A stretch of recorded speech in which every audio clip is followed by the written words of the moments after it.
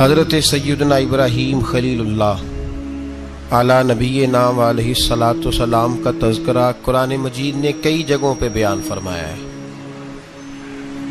نبی پاک صلی اللہ تعالی علیہ وسلم نے ارشاد فرمایا کہ میں ملت ابراہیم پہ ہوں۔ حضرت ابراہیم علیہ الصلاۃ والسلام کے سیرت کو، سوانح کو، ان کی زندگی کے واقعات کو قرآن مجید نے متعدد مقامات پہ بیان کیا ہے۔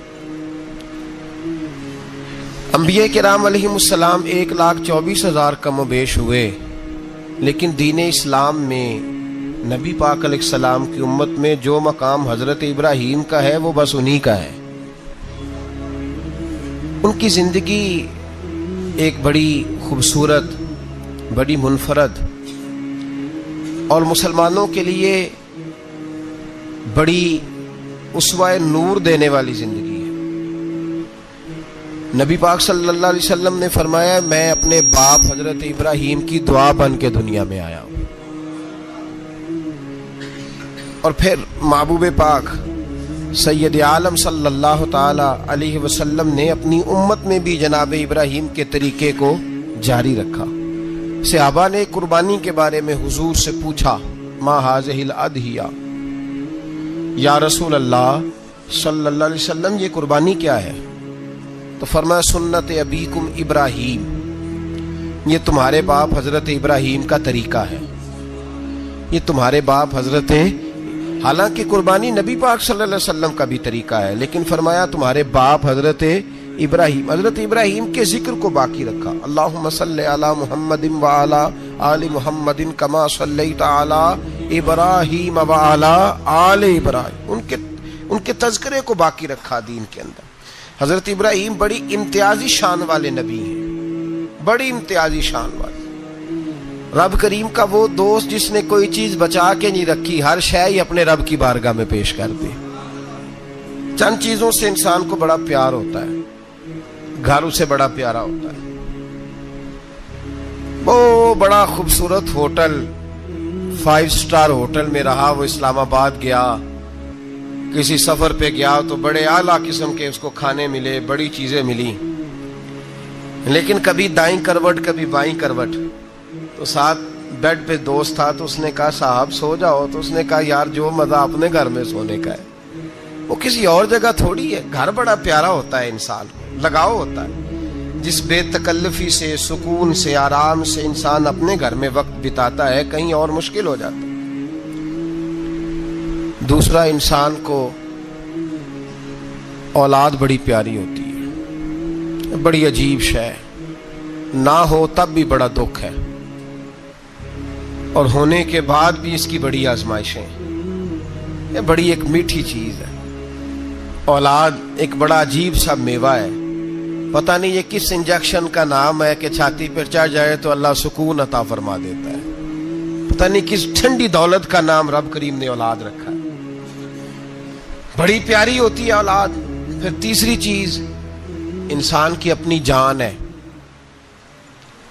اور یہ اتنی قیمتی شے ہے کہ اللہ کریم نے فرمایا کہ اگر تیری گردن پہ کوئی آدمی پستول رکھ کے، تلوار تیرے گلے پہ رکھ کے کہے نا کہ رب کا انکار کر دے ورنہ مار دوں گا، تو فرمایا وقتی طور پہ میری ذات کا انکار کر پر جان بچا جا۔ اگر تو مرنے کے قریب ہو گیا ہے اور حرام شے کھائے بغیر تو بچ نہیں سکتا، مر جائے گا، تو فرمایا چل تو اس طرح کر حرام کھا کے جان بچا، پر جان بچانا فرض ہے، ضروری ہے۔ وطن بڑا پیارا، اولاد بڑی پیاری، جان بڑی پیاری، پر حضرت ابراہیم سے رب کریم نے فرمایا چل ابراہیم کوئی چیز دے، تو کہا یا اللہ تینوں ہی تیرے نام پہ قربان کرتا ہوں، تیری ہوئی ساری، ہر شے تیری۔ حضرت ابراہیم نے دین کے لیے، آپ شہر بابل کے قریب پیدا ہوئے تھے، وہاں سے مصر آئے، مصر سے فلسطین آئے، اور فلسطین سے آ کر کے کعبہ آباد فرمایا۔ زندگی سفروں میں گزری، سفر ایک تکلیف والی چیز ہے، پر حضرت ابراہیم نے وطن چھوڑ دیا، گھر چھوڑ دیا۔ جان بڑی عزیز ہوتی ہے اصل میں نا، جب انسان جد و جہد کرتا ہے نا دین کے لیے تو اس کے رستے میں بڑی چیزیں آتی ہیں، کبھی اولاد، کبھی گھر، کبھی باہر، کبھی حکومتیں، کبھی سیاستیں، کبھی چدراہٹیں، اس کے راستے میں بڑا کچھ آتا ہے اور اسے ہر چیز کو فیس کرنا پڑتا ہے. گھر کے اندر بھی جنگ ہوتی ہے اور گھر کے باہر بھی لڑائی ہوتی ہے. یہ آسان ہے ہی نہیں. ہم تو خیر ہتھیار چھوڑ کے پھینکنے والے لوگ ہیں، ہم بھولے بھالے لوگ ہیں. ہم کہتے ہیں میں نے تو کہا تھا مہندی نہ کرو، پر بیٹے نہیں مانے، بولے جو ہوئے. اسی طرح حالانکہ اگر وہ بیٹا کہے نا کہ ابا جی لاؤ زندگی میں سارا کچھ میرے نام کرو، تو پھر ہم بولے نہیں ہوتے اور اس وقت ہم تیز ہوتے ہیں، کہتے ہیں یہ کیسے ہو سکتا ہے، ہاتھ کاٹ کے دے دوں. اس وقت نہیں. دین کے معاملے میں بولے ہوتے ہیں. بیٹا بد مذہب کے پاس جا رہا ہے تو اس وقت ہم بولے بھالے ہیں، کوئی عرض نہیں. لیکن اگر وہ اپنی پسند کی شادی کرے ہمیں کراس کر کے، پھر ساتھ ہی ہم تیز ہو جاتے ہیں. تو حضرت ابراہیم نے جب دین کے لیے نکلے تو جد و جہد کی، گھر کے اندر بھی گھر کے باہر بھی.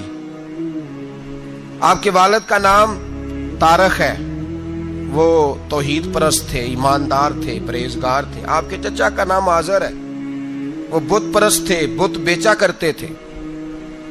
حضرت سیدنا ابراہیم علیہ السلام جب میدان عمل میں نکلے تو حضرت ابراہیم علیہ السلام نے اپنے گھر سے جہاد شروع کیا. لڑنا پڑا. گھر کے اصولوں سے چچا نے جو رواج بنائے ہوئے تھے اس رواج سے ٹکرائے. فرمایا میں اپنے گھر کے اندر یہ بت پرستی نہیں ہونے دیں گا. چچا کو ایک دفعہ نہیں، بار بار 100 دفعہ سمجھایا. آپ کا چچا بت بنا کے بیچا کرتا تھا. حضرت ابراہیم علیہ السلام تھوڑے بڑے ہوئے تو کہنے لگا کہ چلو میرے ساتھ، تم بھی بت بیچنے ہیں، ہمارا کاروبار ہے. حضرت ابراہیم ساتھ نکلے تو بت پکڑا ہے. گندے پانی کے اندر اس بت کو ڈبوتے ہیں، کہتے ہیں کسی نے خریدنا ہے تو خرید لو، نہ یہ نفع دے سکتا ہے نہ نقصان دے سکتا ہے. جو اپنا آپ نہیں بچا سکتا تمہیں کیا بچائے گا، خریدنا ہے تو خرید لو. چچا کہنے لگا تو کاروبار چمکا رہا ہے کہ تباہ کر رہا ہے. گھر میں بڑے معاملات خراب ہوئے، جھگڑے ہوئے، لیکن حضرت ابراہیم علیہ السلام ایک منٹ کے لیے بھی اپنے گھر کے اندر بھی کمپرومائز کرنے کو تیار. یہ تھوڑا مشکل میں نے پہلو چھیڑ دیا ہے، یہ تھوڑا مشکل پہلو چھیڑ دیا ہے.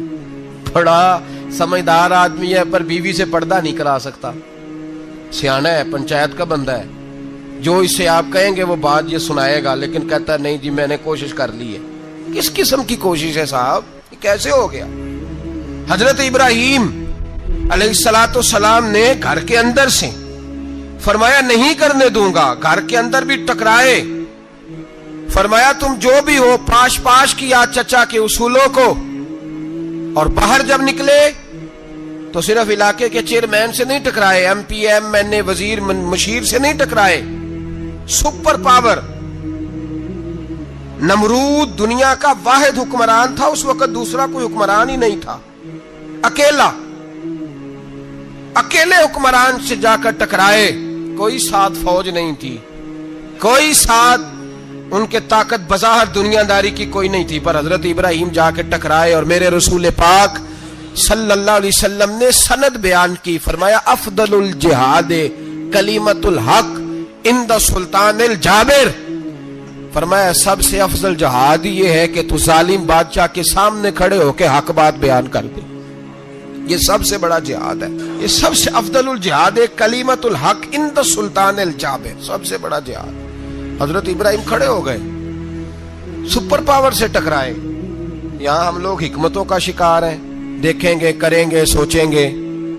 اور مولوی صاحب کو ویسے کہتے ہیں آپ پرہیز کریں سیاسی باتوں سے. بھئی اللہ کے ہر نبی نے جا کے وقت کے ظالم حکمران کو لتاڑا ہے، للکارا ہے. یہ تو مشن انبیاء ہے. حضرت سیدنا ابراہیم علیہ السلام نے جو اس کو جا کے کہا کہ تو جھوٹ بولتا ہے، تو جھوٹا ہے، تو خدائی کا دعویٰ کرتا ہے، تو بہت بڑا ظالم ہے. اور قرآن مجید نے اس ساری بات کو بیان فرمایا. حضرت ابراہیم علیہ السلام سے کہنے لگا میں رب ہوں. تو آپ نے فرمایا میرا رب تو وہ ہے جو زندہ کرتا اور مارتا ہے. تو پھر آپ حق بات بیان کریں گے تو اللہ مارے گا کہ بندہ مارے گا؟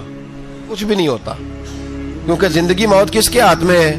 اللہ کے ہاتھ میں. زندگی موت اللہ، کچھ بھی نہیں ہوتا. انسان صحیح سمت کا تعین کرے اور صحیح چلے. حضرت علی شیر خدا سے کسی نے کہا تھا کہ آپ کے بڑی دشمنی ہے، کوئی محافظ رکھ لیں. آپ فرمانے لگے موت خود بہت بڑی محافظ ہے، وقت سے پہلے آتی ہی نہیں. بڑی محافظ ہے وقت سے پہلے. علامہ نورانی رحمت اللہ تعالی علیہ کراچی جیسے شہر میں رہا کرتے تھے، جہاں گام گام پہ خطرہ تھا.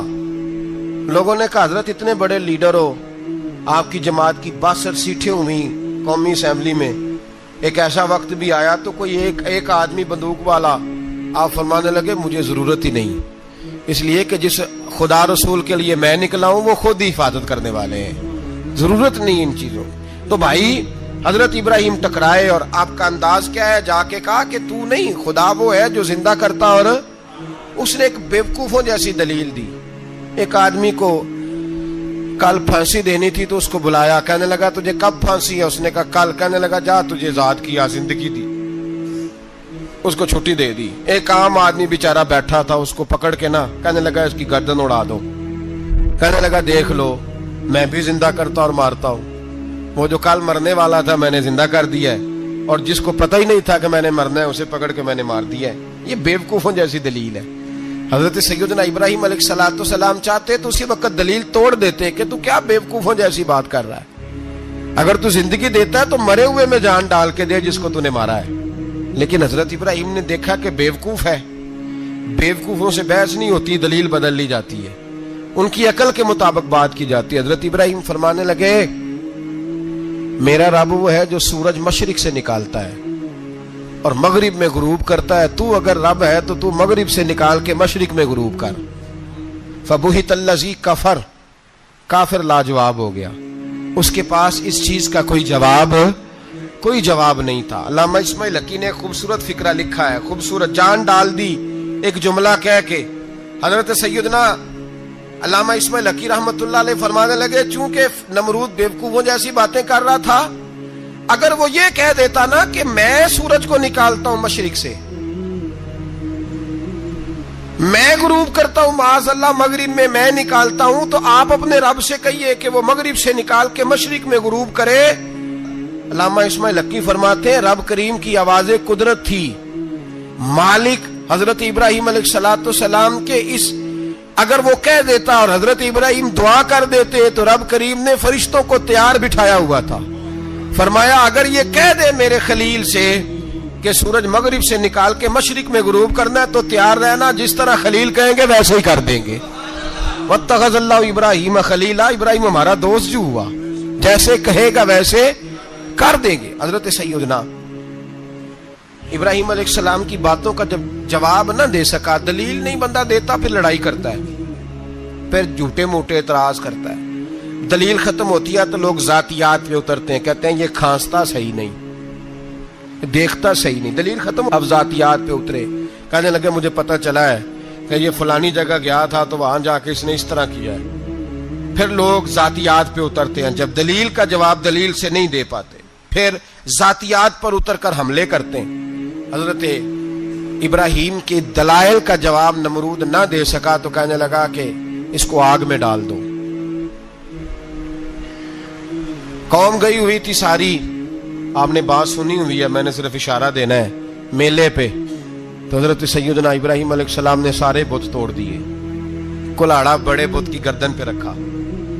واپس آئے, کہنے لگے بت کس نے توڑے ہیں؟ تو فرمایا اس سے پوچھ لو جس کی گردن پہ کلاڑا ہے. کہنے لگے یہ تو بول ہی نہیں سکتا. تو فرمانے لگے بڑے بیوقوف ہو, جو بولتا ہی نہیں, سنتا ہی نہیں, اپنا آپ نہیں بچا سکتا, اس کی پوجا کرتے ہو. کہنے لگے پکڑو, دلیلیں ختم ہو گئی, اس کو آگ میں ڈالو. بہت بڑی حویلی 45 فٹ مربع پہ مشتمل ایک حویلی بنائی گئی اور 45 فٹ اونچی. مختلف روایات, علامہ اسماعیل حقی کہتے ہیں کہ 3 مہینے تک نمرود نے کہا کہ اس کے اندر لکڑیاں ڈالو. لوگ پوچھنے لگے کتنی دنیا جلانی ہے؟ کہنے لگا بندہ تو ایک جلانا ہے, پر بندہ بڑا تگڑا ہے, ایک بندہ. 3 مہینے لکڑیاں ڈالی گئیں. اور لوگوں کی جو تہمات ہوتی ہیں نا وہ بڑی عجیب ہوتی ہیں. تہمات میں نے بڑی تفصیل سے رمضان المبارک میں گفتگو کی تھی. بدشگونی, تہمات لوگ لیتے ہیں. اس وقت بھی لوگ تہمات کا شکار ہو گئے. عقیدہ بگڑ جاتا ہے تو وہ عجیب و غریب باتیں کرنے لگتا ہے. تہمات کا شکار ہو گئے. بیبیاں نظر مانتی, میں بیمار ہوں, اگر صحیح ہو گئی تو اتنے من لکڑی دوں گی حضرت ابراہیم کی آگ جلانے کے لیے. ایک عورت لے کے جا رہی ہے لکڑیاں, تو ایک نیک دل آدمی نے اس سے پوچھا کہاں جا رہی ہو؟ کہنے لگی میں نے منت مانی تھی تو حضرت ابراہیم अलैहिस्सलाम को माज़ अल्लाह जलाने के लिए लकड़ियां लेके जा रही हूं, तो वो रब करीम के बंदे कहने लगे तू ढूंढती रहेगी, तुझे वो जगह मिलेगी नहीं। वो बीबी कई महीने घूमती रही, जगह ही नहीं मिली जहां लकड़ियां डालनी, मारी गई। तो हम्मात का शिकार हुए बहुत सारे लोग। तो हम्मात का भाई, तो हम्मात दीन के अंदर मना है। तो हम्मात दीन में कोई नजर मानना, कोई किसी बुजुर्ग के मजार पे जाके साले सवाब के लिए कोई चीज मानना, ये तो दुरुस्त हुआ। लेकिन गैर शरी नजरें मान लेना कि मैं आग के गिर्द चक्कर लगाऊंगा, मैं जनाब वहां जाके ये वाला तमाशा करूंगा, मैं धागा बांधूंगा, मैं रस्सा काटूंगा, मैं वहां गंदे औ से पानी पीऊंगा, इनकी शरीयत इजाजत, ये तो हम बात है, बदशगुनी है। दीन में इनकी कोई गुंजाइश। आप नजर मानने से पहले भी किसी आलिम से राब्ता करें कि मैं मन्नत मांगने लगा हूं तो कैसे माननी चाहिए, उसका तरीका पूछें। ऐसे ही गलत चीज की मन्नत थोड़ी मान ली जाएगी। 12 आमदाम बरसरे, मतलब हजरत इब्राहिम के लिए आग जलाई गई, 45 फुट ऊंची आग है, परिंदा भी ऊपर से गुजरता है तो नीचे गिर जाता है जल के। इतने दिन लगा के आग जलाई गई, अब हजरत इब्राहिम को जलाया जाने लगा है। यहाँ तो मौजे है ना, जो किसी इदारे का सरबराह है उसके लिए मौज है, किसी जगह ऑफिसर बन गया तो मौज है, पीर साहब के लिए मौज है, अल्लामा साहब के लिए मौज है, खतीब साहब के लिए मौज है। जलना किसको पड़ता है? वाह कोई नहीं रहा इल्ला माशाअल्लाह। वो लोग गुजर गए जो तकलीफें सह के काम करते थे, गुजर गया जमाना। हजरत सैयदना इब्राहिम अलैहिस्सलाम को जलाया जाने लगा है, तो अब इतनी बड़ी आग है तो डालें कैसे? शैतान ने तजवीज दी कि मंजनीक बनाओ, मंजनीक, बड़े बड़े बांस बांध के उनके नीचे रस्सा बांधो। वो जिस तरह झूलने के लिए झूला बनाया जाता है, इस तरह एक मंजनीक पुराने जमाने में उसमें पत्थर रख के फेंके जाते थे दुश्मनों पे। वो मंजनीक बनाई गई कि दूर से हजरत इब्राहिम को फेंकेंगे। हाथ हजरत इब्राहिम के बांध दिए, पांव मुबारक बांध दिए, पूरी जमीन पे एक नाम लेने वाला खुदा का, और उसको आज रस्सियों में जकड़ा हुआ है। जब फेंका जाने लगा ना आग में, हूरें रोने लगी, फरिश्ते तड़पने लगे, ए अल्लाह ये क्या होने लगा है? एक तेरा खलील और वो भी आग में। फरमाया जाओ जाके उससे कहो अगर तुम्हारी मदद लेता है तो उसे बचाओ। हवा का फरिश्ता आया, कहा इब्राहिम अगर तू कहे। ओ भाई, इन चीजों को कहानी समझ के ना सुना करें, ये दास्तान नहीं, ये वो तरीके हैं जो हमारे रसूल ने हमें अपनाने का हुक्म इरशाद फरमाया है। जो अकीदे, ये वो नजरियात है जो हमें ओढ़ने को कहा गया। अपने रब करीम की रिजा पे राजी रहने के ये वो खूबसूरत मौके हैं सूफिया ने जिनको बनाकर समझाकर हम तक पहुंचाया है। ये है अहले तरीकत की बातें। वो कहते हैं यार जिस हाल में रखे राजी रहना है। हजरत इब्राहिम अलैहिस्सलाम को फेंका जा रहा है, फरिश्ता आया, ए अल्लाह के खलील अगर हुक्म दो तो इतनी हवा चलाऊं कि नमरूदी जल जाए सारे, आग उन पे फेंक दी जाए। आपने फरमाया तू जा, तुझसे मुझे कोई काम नहीं। थोड़ी देर के बाद पानी का फरिश्ता आया, कहा हुजूर इतनी बारिश बरसाऊंगा कि आग बुझ जाएगी। फरमाया तू जा, तुझसे कोई काम नहीं। अब जब मंजनीक में रख दिए गए, आग में जाने का लम्हा है, तैयारी है, हजरत जिब्रील अमीन हाजिर खिदमत हुए। कहा इब्राहिम कोई हाजत? फरमाया तुझसे कोई नहीं। कहा चलो मुझसे नहीं तो रब करीम से ही बात कर लो, मुझे पता है मैं छोटा हूं, आप मुझसे मदद क्यों लोगे, रब करीम से ही बात कर ले। तो हजरत इब्राहिम कहने लगे जिब्रील ये बता, रब को नहीं पता उसका खलील किस हाल में है? उसे नहीं पता मैं किस हाल में हूं, मेरे हाथ बंधे हैं, पैर बंधे हैं आग में, उसे नहीं पता। बताया तो उसे जाता है जिससे खबर ना हो। तो अगर उसे पता है, तो अगर वो जलाने पे राजी है तो मैं भी जलने को तैयार हूं, मैं तैयार हूं, मैं तैयार हूं। उसे कहो ठीक है। हजरत सैयदना इब्राहिम अलैहिस्सलाम को मंजनीक में डाल के जो फेंका आग में, या नारुकूनी बरदम व सलामन अला इब्राहिम, अल्लाह ने फरमाया ए आग मेरे इब्राहिम पे ठंडी भी हो जा और सलामती वाली भी हो जा। हजरत इब्राहिम को 2 फरिश्तों ने बिठा दिया जमीन पे, फूल खिले हैं, कौंपले महक रही हैं, कलियां खुशबू दे रही हैं। हजरत इब्राहिम ने सर सजदे में रख दिया, सुबहान अल्लाहि वल्हम्दुलिल्लाह वला इलाहा इल्लल्लाह वल्लाहु अकबर। हजरत इब्राहिम अल्लाह की तस्बीह पढ़ने लगे, रब करीम का शुक्र बजा लाने लगे। निकले वहां से, कुछ दिन गुजर गए, निकले, हुक्म हो गया इब्राहिम इलाका छोड़ दो। हजरत इब्राहिम अलैहिस्सलाम वहां से निकल के मिस्र आए, चचा के पास ठहरे। انہوں نے اپنی بیٹی جناب سارہ کا نکاح کر دیا. کچھ آگے بڑھے تو ایک ظالم بادشاہ سے ٹکرائے. اس نے ایک شہزادی ایک بادشاہ کی بیٹی قید کی ہوئی تھی, جناب ہاجرہ نام تھا. ان کو قید سے چھڑا کے ساتھ لائے. حضرت لوط علیہ السلام بھی ساتھ.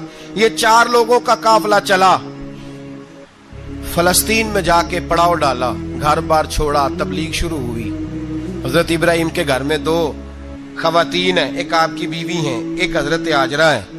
اولاد کوئی نہیں. بڑا میوہ میٹھا. گھر وہی آباد ہوتا ہے جس میں بچے روتے ہیں. گھر ہوتا ہی وہ ہے جس میں بچوں کی چنچناہٹ ہوتی ہے, بھن بھناہٹ ہوتی ہے. حضرت ابراہیم نے ایک بچہ روتے ہوئے دیکھا تو آنکھوں میں آنسو آئے. کہنے لگے ربی حب لی من الصالحین, یا اللہ مجھے بھی نیک اولاد عطا کر دے. حضرت سارہ نے سن لیا. کہنے لگی ابراہیم شاید میرے بطن سے تو آپ کو نصیب نہیں, ہاجرہ سے نکاح کر لو. جناب ہاجرہ سے نکاح ہوا. اللہ تو بڑا بے نیاز ہے. رب کریم نے حضرت اسماعیل جیسا خوبصورت بیٹا عطا فرمایا.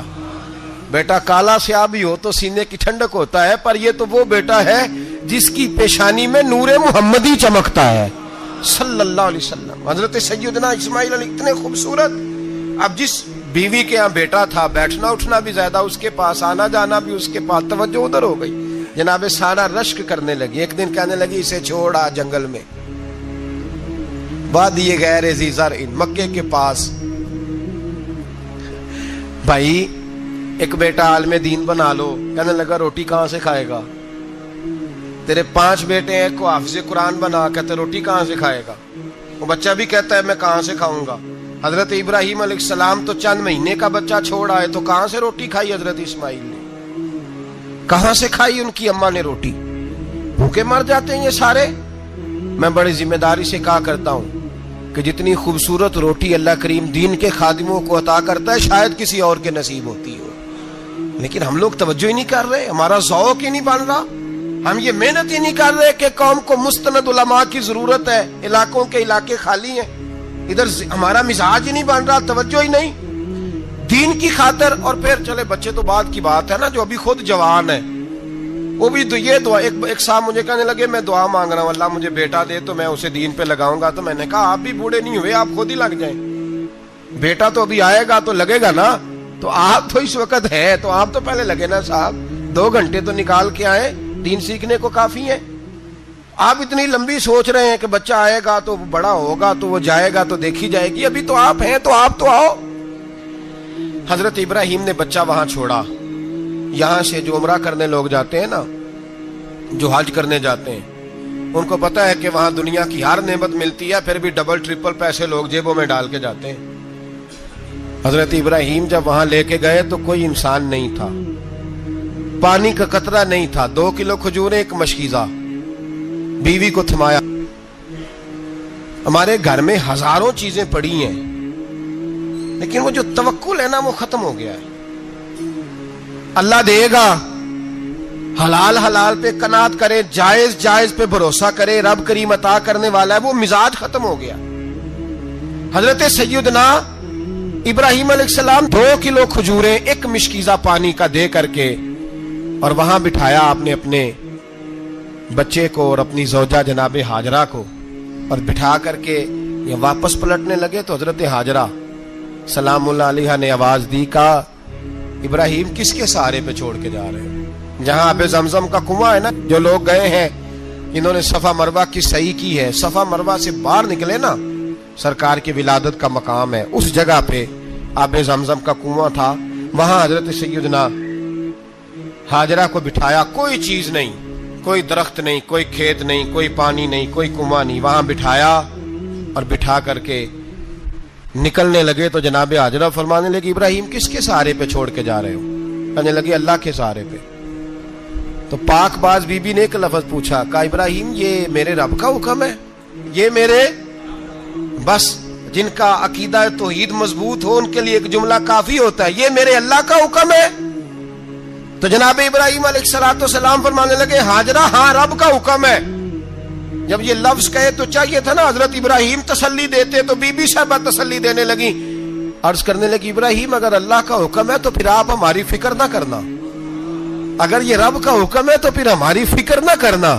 جس رب نے ہمیں یہاں تک پہنچایا ہے وہ ہمیں کبھی بھی ضائع نہیں فرمائے گا. پھر فکر نہ کرنا. حضرت ابراہیم آ گئے, بات آپ نے سنی ہوئی ہے, اشارہ کرنا مقصود ہے. 13 سال میں چلے مان بھی لیا جائے بعض روایات کی روشنی میں کہ آتے جاتے بھی رہے, لیکن مکمل دیکھ بھال اپنے بچے کی پرورش میں پورا حضرت ابراہیم علیہ السلام کا کردار, سارا کردار ماں کا تھا. میں جب خواتین کے بارے میں کوئی بات کرتا ہوں تو میں آپ کو اکثر کہتا ہوں کہ یہ صرف بیوی کے لیے حکم نہیں ہوتا, یہ ٹریننگ بیٹی کو دینی ہے اور بہن کو دینی ہے. یہ تربیت کریں اپنے گھر میں. میں تجربے کی روشنی میں یہ بات عرض کیا کرتا ہوں کہ بھائی بچے باپ کے فرما بردار اس وقت ہوتے ہیں جب اماں انہیں باپ کا فرما بردار کرتی ہے, اور بچے باپ کے نافرمان بھی تب ہوتے ہیں جب اماں انہیں باپ کا. میں نے اپنے کانوں سے سنا ایک دفعہ ایک بچہ اپنے باپ سے کہہ رہا ہے آپ نے تو ساری زندگی باہر گزار دی, پیسے کمانا کون سا مشکل کام ہے, دکھ سکھ تو سارے اماں نے برداشت کیے, سکولوں میں وہ جاتی تھی, فلانا کام وہ کرتی تھی, فلانا کام. اب یہ سوچ اس کی ذاتی تو نہیں, یہ اس کو دی گئی ہے. اور اگر اس کو یہ سوچ دے دی جائے کہ اماں کہے کہ میں تو اپنوں میں رہی ساری زندگی, میں نے تو اپنوں میں وقت گزارا, اور تیرا باپ تو کئی دفعہ جنازے بھی نہیں پڑھ سکا, اس نے تو ماں باپ ایسے دفن کر دیے, وہ اگر یہ سوچ فراہم کرے تو پھر بچہ باپ کا فرما بردار ہوتا ہے. اور یہ والی روایتیں ہم بیوی کو سناتے ہیں, حالانکہ کس کو سنانی چاہیے؟ بولیے, بہن اور بیٹی کو. بہن اور بیٹی کو سنائیں یہ باتیں, ان کو سمجھائیں, تاکہ آگے جا کے وہ جو گھر ترتیب دے وہ گھر بڑا عمدہ اور نکھرا ہوا ہو. حضرت سیدنا ابراہیم 13 سال کے بعد آئے, چونکہ گھر میں اللہ تبارک و تعالیٰ کی دوستی کا چرچا تھا, اللہ تبارک و تعالیٰ کی محبوبیت کا غلبہ تھا. 13 سال کے بعد فلما بالغ معہ سعیا, بیٹا جب اتنا بڑا ہوا کہ سال چلنے لگا, تو حضرت ابراہیم نے اپنے بیٹے کو بلا کے کہا بیٹا مجھے خواب آئی ہے, میں تجھے ذبح کر رہا ہوں, تیری کیا رضا ہے؟ تو حضرت اسماعیل کہنے لگے یا ابت افعل ما تؤمر, ابا جی اللہ جیسے حکم دیتا ہے میرے ساتھ ویسے ہی کریں, جیسے اللہ حکم دیتا ہے ویسے ہی, بولیے, ویسے ہی کریں. حضرت حاجرہ کو کہا کہ ایک دوست نے دعوت کی ہے تو وہاں جا رہے ہیں. بی بی مطمئن ہے, تفصیلات کی ضرورت نہیں, ختم بات, اعتبار ہے, مطمئن ہو گئی. شیطان پیچھے سے آیا اماں کے پاس, ذرا تھوڑی دیر کے لیے تصور جمائیے, یہاں تو پڑوسن آ کے کوئی بات بتا دیتی ہے خاوند کے بارے میں تو کئی مہینے جھگڑا جاری رہتا ہے, پڑوسن محلے دار. شیطان نے آ کے بتایا لفظ کیا ہے, کہا حاجرہ تمہیں پتا ہے کہاں جا رہے ہیں؟ کہا دوست کی دعوت میں. تو کہنے لگے دوست کون ہے؟ رب کریم. اور ابراہیم کا خیال ہے کہ اس رب نے مجھے حکم دیا ہے کہ میں ذبح کروں. تو حضرت حاجرہ کہنے لگی کبھی باپ بھی بیٹے ذبح کرتے ہیں؟ تو شیطان کہنے لگا ان کا خیال ہے کہ ان کے رب نے حکم دیا ہے. تو جناب حاجرہ فرمانے لگی اگر رب نے حکم دیا تو پھر تو مجھے شیطان لگتا ہے, تو مجھے شیطان لگتا ہے. کا کیا مطلب؟ فرمانے لگی اگر رب کریم کا حکم ہے تو میرے پاس ایک اسماعیل ہے, اگر 1000 بھی ہوتے میں سارے اللہ کے راستے میں پیش کر دیتی, دے دیتی. مالک کا ہی تو ہے سارا کچھ, اسی کا ہے, اس میں لیت اللہ کی کیا گنجائش. حضرت سیدنا ابراہیم علیہ السلام نے بیٹے کے حلق پہ چھری رکھ بھی دی اور چھری چلا بھی دی, رکھ بھی دی, اور وہ تو اللہ کریم نے فرمایا یا ابراہیم قد صدقت الرؤیا, ابراہیم تو نے خواب سچا کر دکھایا, وہ قیامت تک تیرا نام رہے گا.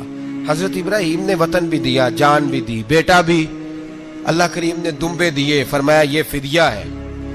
اب یہ قربانی قیامت تک حضرت ابراہیم کے طریقے کے مطابق جاری ہے. حضرت ابراہیم بہت بڑے مہمان نواز تھے, بہت بڑے. آپ جب مصر میں قیام تھا تو بڑے بڑے لمبے چوڑے لنگر پکتے تھے, لوگ آیا جایا کرتے تھے, بڑا تفصیل کے ساتھ کھانا ہوتا تھا. مہمان نوازی آپ کی خاص صفت مبارکہ ہے. ہمارے ہاں بھی مہمان نوازی ہوتی ہے امیروں کی, بلکہ اب تو مہمان نوازی اس طرح کی ہے کہ کل تیری میرے پاس دعوت ہے اور پرسوں میری تیرے پاس ہے. وہی امیروں میں وہ چکر رہتا ہے, پارٹیاں دوست ایک دوسرے کو ڈالتے ہیں, تیری طرف پارٹی تیری طرف. اور اسی انداز میں اب یہ عید آئے گی نا, ٹکا پارٹیاں ہوں گی جگہ جگہ, اور لوگ سوال پوچھنے لگے ابھی سے, کہتے ہیں قربانی کا کتنا گوشت گھر رکھنا جائز ہے, قربانی کا کتنا گوشت گھر رکھنا جائز ہے؟ سارا ہی جی. اس لیے فریزر لے لے, فریج سے نہیں کام چلے گا. سارا ہی جہاز گھر رکھنا سارا ہی جائز ہے، رکھ لیں۔ او خدا کے بندے، قربانی وہ بندہ دیتا ہے جو سارا سال ہی گوشت کھاتا ہے، صحیح کہہ رہا ہوں؟ قربانی صاحب نصاب صاحب استطاعت بندہ دیتا ہے نا، تو وہ سارا سال ہی گوشت، تو سارا گھر میں رکھنا بھی جائز ہے، لیکن سارا دے دینا بھی۔ تو جو آ رہی ہے اس پہ کیوں توجہ کرتے ہو؟ جو دوسرا جائز ہے اس پہ کیوں نہیں عمل کرتے؟ سارا تقسیم کر دیں، بات ختم ہوئی۔ یقین کریں، محرم میں جا کے دوست ٹیلی فون کر کے سوال پوچھتے ہیں، کہتے ہیں صاحب سنا ہے قربانی کا گوشت محرم میں کھانا جائز نہیں۔ میں کہ نہیں، ربیع الاول چ بھی جائز جے، رجب رمضان تک کھاؤ، کوئی بندہ نہیں منع کرتا، اس لیے کہ کسی کو دینا تو پسند ہی نہیں، یا پھر اس میں سے جو خاص خاص چیزیں ہیں وہ اپنی فریج میں، اور باقی جو ہے وہ دوسروں کے لیے۔ یہ کیا طریقہ ہے ہمارا؟ اور اسی پہ عمل ہے۔ اللہ تبارک و تعالی ہمیں سمجھنے کی توفیق عطا فرمائے۔ حضرت ابراہیم بہت بڑے مہمان نواز تھے، صرف قربانی نہیں دیتے تھے، سارا سال بہت سارا لنگر، بہت سارا کھانا پینا، بہت ساری چیزیں جاری رہتی تھی۔ اور جتنے غریب لوگ تھے فلسطین کے، ان کو پتا تھا کہ حضرت ابراہیم علیہ السلام کا لنگر جاری ہے فلسطین میں جب آپ کا قیام تھا۔ ایک دفعہ ڈھیروں مہمان آ گئے اور کھانے کو کوئی چیز نہیں۔ حضرت سارہ اور جناب ہاجرہ دونوں اس وقت موجود تھیں۔ وہ کہنے لگی ابراہیم بہت سارے مہمان آ گئے تو کیا کریں؟ جناب سارہ کہنے لگی کس طرح کر کے ان کی مہمان نوازی کرنی؟ اور حالات یہ ہیں کہ قحط پڑا ہوا ہے فلسطین میں، مصر میں، دور دراز علاقوں میں۔ تو حضرت ابراہیم کہنے لگے یہ اللہ کے مہمان ہیں اور ہمیں رب کریم کا بندہ سمجھ کے آ گئے، اللہ ہی بندوبست کرے گا۔ فرمانے لگے میرا مصر میں ایک دوست ہے، وہ قحط کے دنوں میں غلہ جمع کر لیتا ہے، میں اس کی طرف پیغام بھیجتا ہوں، مجھے امید ہے وہاں سے غلہ ملے گا۔ 2 3 5 اونٹ والے غلام بلائے اور ان کو کہا کہ جاؤ غلہ لے آؤ مصر کے دوست سے۔ وہ لوگ کہتے ہیں ہم غلہ لینے گئے، وہاں جب پہنچے تو حضرت ابراہیم خلیل اللہ علیہ السلام کا پیغام دیا تو آپ کا وہ دوست کہنے لگا غلہ تو بے شمار تھا، مجھے خبر نہیں تھی کہ حضرت ابراہیم کا پیغام آئے گا، تو میں تو سارا تقسیم کر چکا ہوں، لوگ لے گئے، اب تو کوئی شے نہیں۔ اب وہ خالی آ گئے 5 کے 5 اونٹ۔ جب خالی آئے تو حضرت ابراہیم کی حویلی کی دیواریں چھوٹی چھوٹی تھیں، ان غلاموں میں سے، خادموں میں سے، آپ کے ان چاہنے والوں میں سے ایک کہنے لگا یار وہ غریب تو انتظار کر رہے ہوں گے کہ غلہ لینے گئے ہیں، ہمیں روٹی ملے گی۔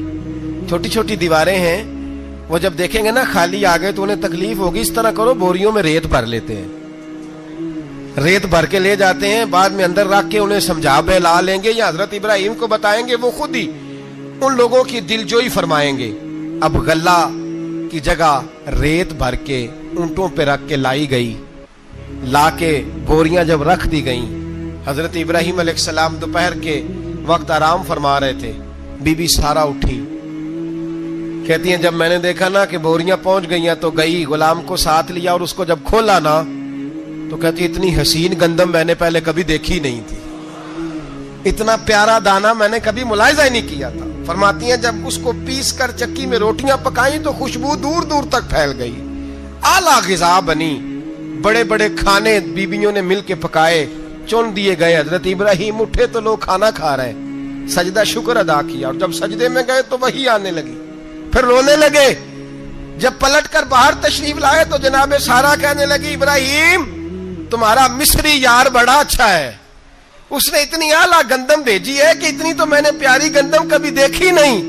جناب ابراہیم مسکرائے، فرمانے لگی سارہ یہ مصری یار نے نہیں بھیجی، یہ میرے عرشی یار نے بھیجی ہے، یہ میرے عرشی یار نے بھیجی ہے۔ بھائی مہمان نوازی مزاج تھا، ہاتھ لٹا دینا مزاج تھا، دوسروں کی اشکشوئی مزاج تھا۔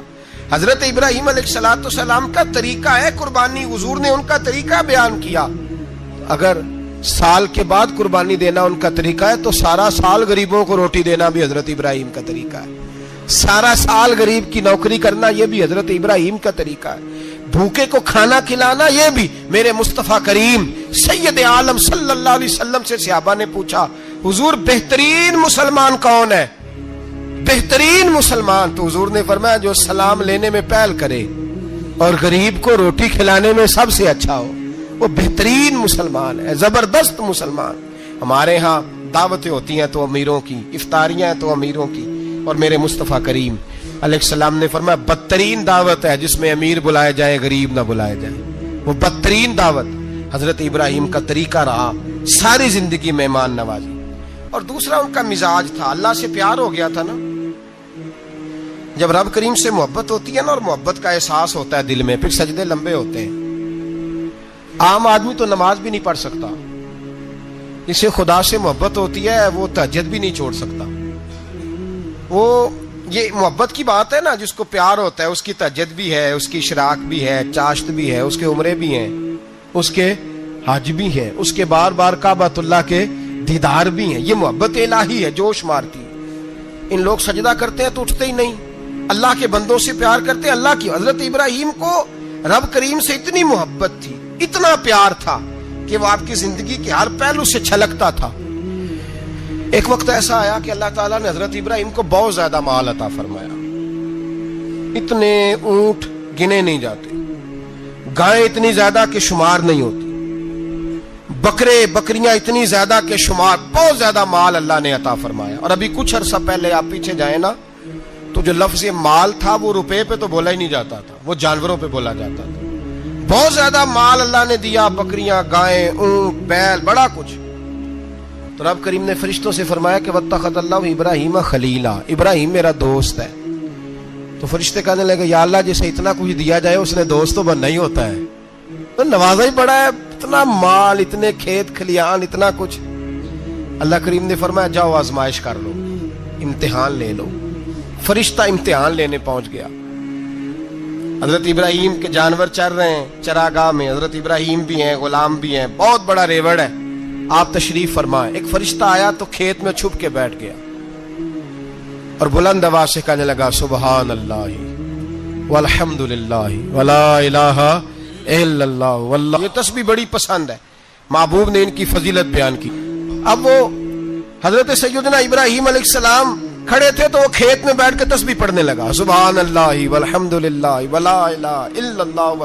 حضرت ابراہیم کہنے لگے یہ میرے رب کا نام کون لے رہا ہے, بڑی اس کی میٹھی آواز ہے, بڑی کون ہے. ڈھونڈنے لگے, گھومتے گھومتے اس کے پاس چلے گئے, فرشتہ انسانی شکل میں.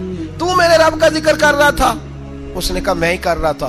فرمانے لگے یار ایک دفعہ پھر نہیں کرتا. تو کہنے لگا ابراہیم پہلے تو میں اپنی مرضی سے کر رہا تھا, تو کہتا ہے تو پیسے لگیں گے, پیسے ہیں تو کر دیتا ہوں. حضرت ابراہیم کہنے لگے بول تو کیا لے گا, میرے اللہ کا ذکر سنانے کا کیا لے گا.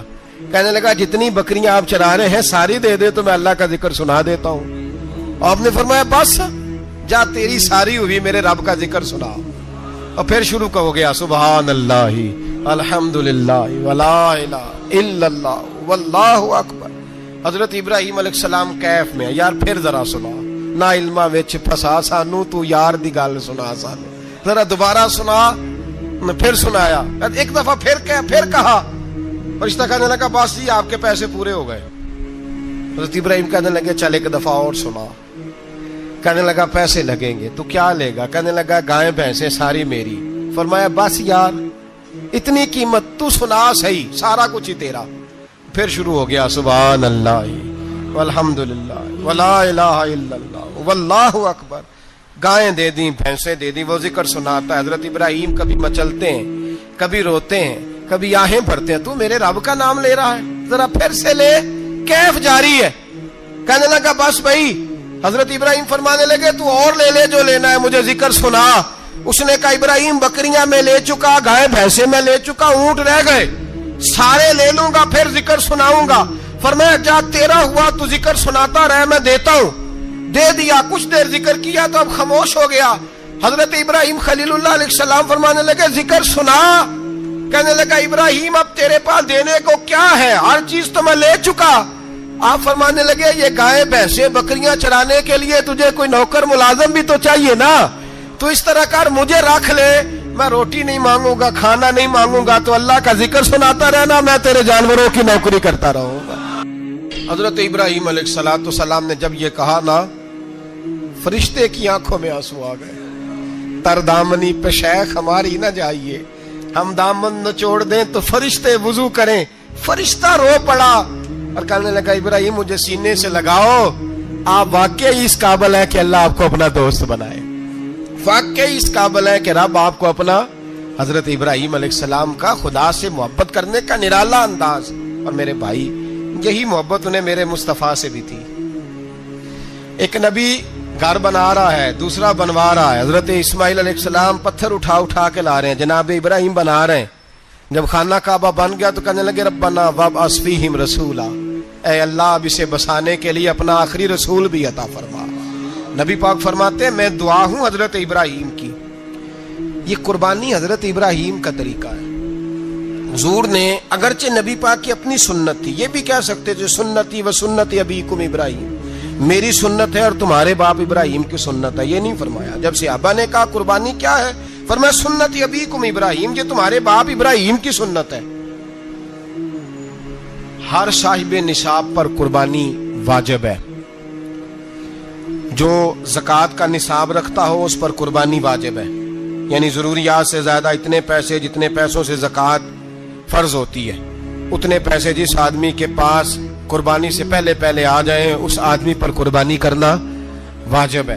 بکرا، چھترا، دمبا 1 سال کا یا دمبا 6 مہینے کا ہو پر اتنا بڑا محسوس ہوتا ہو کہ لگے کہ 1 سال کا ہے، اس کی قربانی ہو سکتی ہے۔ جانور میں کوئی عیب نہیں ہونا چاہیے، اتنا کمزور نہ ہو کہ ذبح جہاں اسے کرنا ہے وہاں وہ چل کے جا نہ سکے، اتنا کمزور جانور نہ ہو، اس کے اندر بظاہر کوئی اتنا بڑا نقص نہ پایا جاتا ہو، کانا نہ ہو، لنگڑا نہ ہو، کوئی اس کی ہاتھ نہ کٹے ہوئے ہوں، ایسا نقص جو واضح ہو۔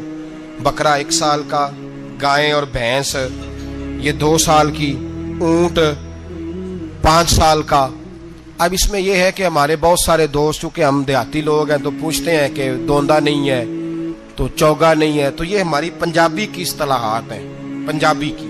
شریعت اسلامیہ نے سال بتائے ہیں، یہ تو ہم نے اپنی آسانی کے لیے یا دیہاتوں میں جو ماحول تھا اس طرح کا جانور لیں، خوبصورت جانور لیں۔ جو نصاب ہے وہ بھی میں نے آپ کو بتایا، لیکن ایک اور پہلو بھی ہے، نبی پاک صلی اللہ علیہ وسلم پہ زکوٰۃ کبھی فرض نہیں ہوئی، کبھی حضور پہ زکوٰۃ فرض نہیں ہوئی۔ نبی پاک صلی اللہ علیہ وسلم کے پاس اتنا سرمایہ کبھی اکٹھا ہوا ہی نہیں کہ زکوٰۃ فرض ہو، لیکن نبی پاک کے صحابہ فرماتے ہیں کہ مدینے کے 10 سالوں میں اللہ کے رسول نے ہر سال قربانی فرمائی ہے، ہر سال قربانی دی۔ اور جس سال حضور حج کرنے گئے اس سال اللہ کے نبی نے 63 اونٹ ذبح فرمائے، اور حضور صلی اللہ علیہ وسلم جب اونٹ ذبح کرنے لگتے نا تو صحابہ کہتے ہیں اونٹ خود دوڑ کے حضور کے سامنے آ کے لیٹ جاتا، اور نبی پاک اسے ذبح کرتے اور فرماتے ہیں ایک دوسرے کو دھکے دیتے اونٹ کے، پہلے میں نے جانا ہے ذبح ہونے کے لیے، پہلے میں نے، انہیں پتا تھا کہ جو مصطفیٰ کے ہاتھوں ذبح ہوگا وہ تو دائمی زندگی پا جائے گا، یہاں بھی وہاں بھی زندہ۔ 63 اونٹ ذبح کیے۔ ایک اونٹ میں کتنی قربانیاں ہوتی ہیں؟ 7۔ اب 63 کو 7 سے ضرب دو گے تو کتنی بنے گی؟ اور پھر نبی پاک صلی اللہ علیہ وسلم نے 10 سال مدینہ منورہ میں قربانی دی، ہر سال۔ اب وہ 63 اونٹ، ایک اونٹ میں 7 قربانیاں، ہر سال یہاں قربانی۔ اور مولا علی شیر خدا فرماتے ہیں نبی پاک 2 قربانیاں دیتے۔ میں نے کہا حضور 2 جانور ذبح کر رہے ہیں آپ، تو حضور نے فرمایا ایک میری طرف سے، ایک میری امت کی طرف سے، غریبوں کی طرف سے۔ اور حضرت علی کو حضور نے وصیت فرمائی تو 2 دیا کرے گا۔ یا رسول اللہ صلی اللہ علیہ وسلم میں غلام ہوں، خادم ہوں۔ حضور نے فرمایا علی ایک تو نے اپنی دینی ہے، ایک میری طرف سے دینی ہے۔ 2 قربانیاں۔ مولا علی نے بھی ساری زندگی 2 قربانیاں دی۔ حضرت علی بھی مال کے نصاب نہیں تھے، اپنا مکان ہی نہیں تھا، کوئی کاروبار نہیں تھا، کئی دن فاقے رہتے تھے، پر قربانیاں کتنی دیتے تھے؟ 2۔ ہمارے پاس ویسے اگر سسرال میں، میکے میں، کزنوں میں کچھ شادی ہو جائے تو 50-60 ہزار کا خرچہ برابر ہے، وہ پکا ہے۔ اور قربانی کی باری غریب ہو گئے، سارے غریب ہو گئے، کہتے نہیں یہاں مشکل ہے۔ اور خدا کے بندے اللہ کے ساتھ تجارت کر، اس کے رستے میں 1 دے گا، رب تجھے 70 گنا اضافہ کے ساتھ عطا فرمائے گا۔ قربانی مال کے نصاب پہ ہے۔ کوشش کیا کریں کہ اللہ کے رستے میں جب دینا ہو پھر لیت اللہ سے بچیں، خوبصورت جانور لائیں۔ جن کو اللہ نے توفیق دی ہے ان کے لیے نصیحت ہے، جن کو اللہ نے توفیق دی۔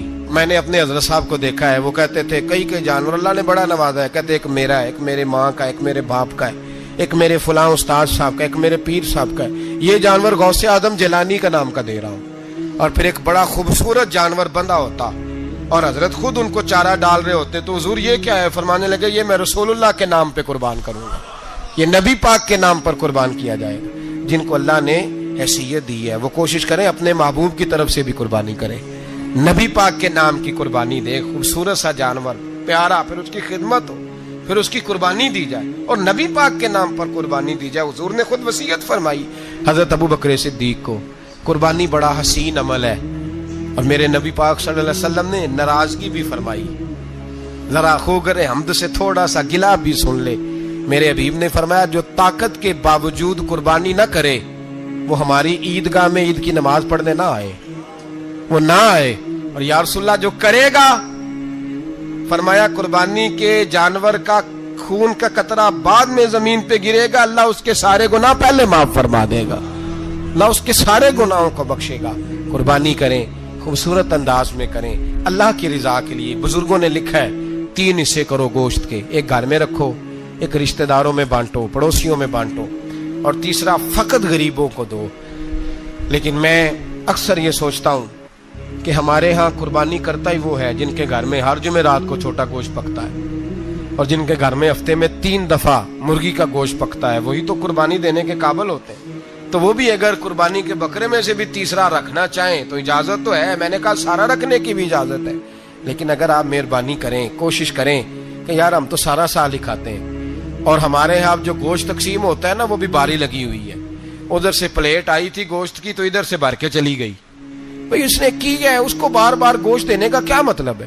آپ یہ دیکھیں عزیزوں میں، رشتہ داروں میں، اور میں اگر تھوڑا سا آپ کی توجہ کرانے میں کامیاب ہو جاؤں تو سفید پوش لوگوں کو دیکھیں، کچھ سفید پوش ہیں، سفید پوش جن کے اوپر قرضے ہیں، بیماریوں نے جکڑ لیا ہے، گھر میں بڑے بڑے سخت مریض آ گئے ہیں، سفید پوش پہلے دیا کرتے تھے۔ آپ ان سے پوچھتے ہیں صاحب قربانی، تو بات کو ٹالتے ہیں، وہ کہتے ہیں سوچ رہا ہوں کوئی حصہ ڈال جائے، پردہ پوشی کرتے ہیں، کہتے ہیں کہیں حصہ رکھا ہوا پردہ پوش۔